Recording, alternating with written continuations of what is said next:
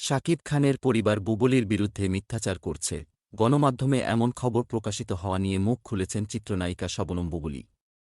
এ ব্যাপারে বুবুলি বলেন, আমি এখন পর্যন্ত আমাদের সম্পর্কের বিষয়ে কোনোই মিথ্যাচার করিনি, যা নিয়ে আমি ওপেন চ্যালেঞ্জ করতে পারি। আর মিথ্যাচার করে আমার কি লাভ হবে আপনারাই বলুন। আপনাদের দোয়ায় আমি নিজেই প্রতিষ্ঠিত।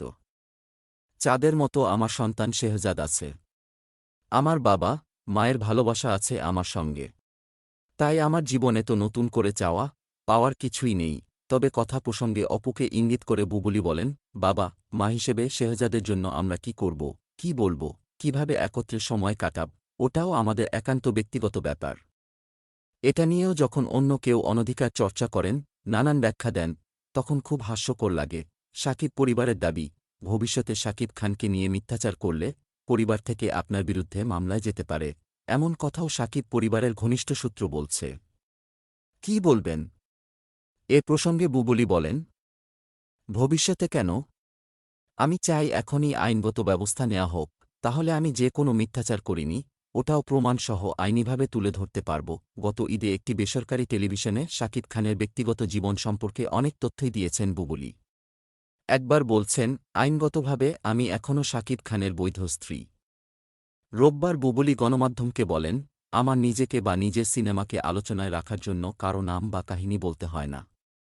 কারণ আমার এবং আমার সিনেমার জন্য গণমাধ্যমকর্মীরা, সিনেমার টিম এবং আমার দর্শকেরাই যথেষ্ট। বরং আপনারা দেখছেন কারা আলোচনায় থাকার জন্য একের পর এক সিরিজ নিউজ করে আমার নাম নিয়ে যে কোনো প্রোগ্রাম বা সাক্ষাৎকারে কথা বলেই যাচ্ছে বছরের পর বছর। তবে শাকিব খান বা তার পরিবারের পক্ষ থেকে নানা অভিযোগের ব্যাপারে এই নায়িকার বক্তব্য, নিউজটি দেখেছি। অনেক অভিযোগ। দেখুন নিউজে ঘনিষ্ঠ সূত্র, পরিবারের এক সদস্য, নাম প্রকাশে অনিচ্ছুক। এসব সূত্রেই বা কী কথা বলব। নির্দিষ্ট কারো নাম বা কথা থাকলে বলতে সুবিধা হতো। অভিযোগ ধরে ধরে বলা যেত। প্রকাশিত খবরের অভিযোগের ব্যাপারে বুবুলি আরও বলেন, আমি আমার সিনেমা মুক্তির প্রমোশনাল প্রোগ্রামে যখন অংশগ্রহণ করি, তখন আমার সিনেমার পাশাপাশি অনেক বিষয় চলে আসে সংবাদকর্মীদের প্রশ্নে।